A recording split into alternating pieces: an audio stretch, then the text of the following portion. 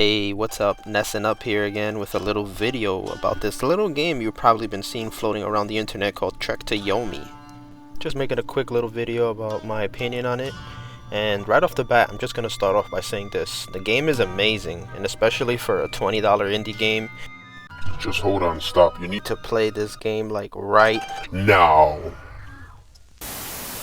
now back to your regularly scheduled program.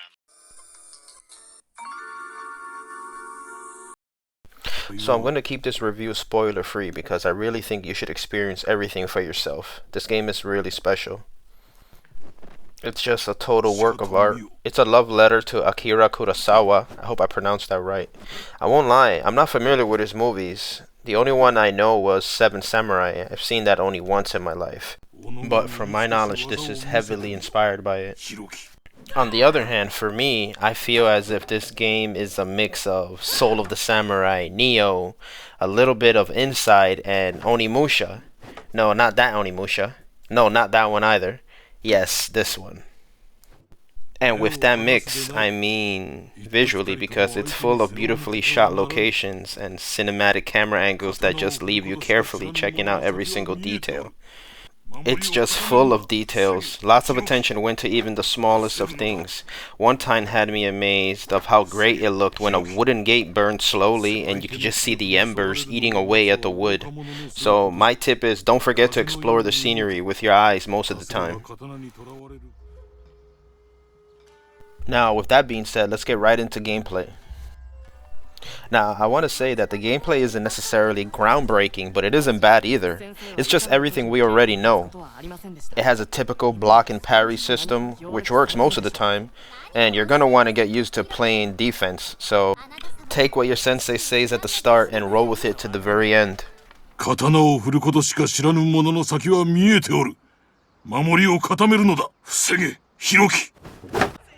So block, boy, block.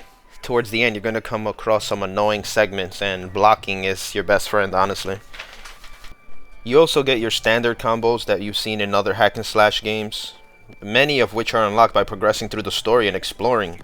Exploring in the game provides you with some stamina and health upgrades, along with some collectibles that provide some cultural references and some explanation about the darker elements of the game that I'm not going to spoil in this review. Other than the generic combat in the game, there's some puzzles. They're relatively easy because they're just memory puzzles that even a goldfish can complete, so don't expect too much from the puzzles. Listen, I don't want to keep dragging this video on, so I'm just going to say overall, To Yomi is a solid game. And even though the gameplay isn't anything new, it's a title that deserves your attention, and it really deserves your attention because from start to finish, it's an amazing artistic experience. The sounds, its style, its dark story is what makes it a great experience. Not just one thing, but everything combined. Another good point I want to make about it is that it's not too long. It never gets tiresome or boring. Most people should be done with it around the 6-hour mark. One personal thing I'd like to add is that even though I respect and admire artistic freedom, I would love to see what this game would look like in color. There's beautiful vistas everywhere in this game, and you can't help but imagine what it would look like in full color. So that's all I gotta say. I really think this game deserves to be played by everybody, and let me know what you think about To Yomi. Did you like it? Do you hate it? Are you excited for it? Just let me know anything you think about it. Take care, and I'll see you in the next one. Peace.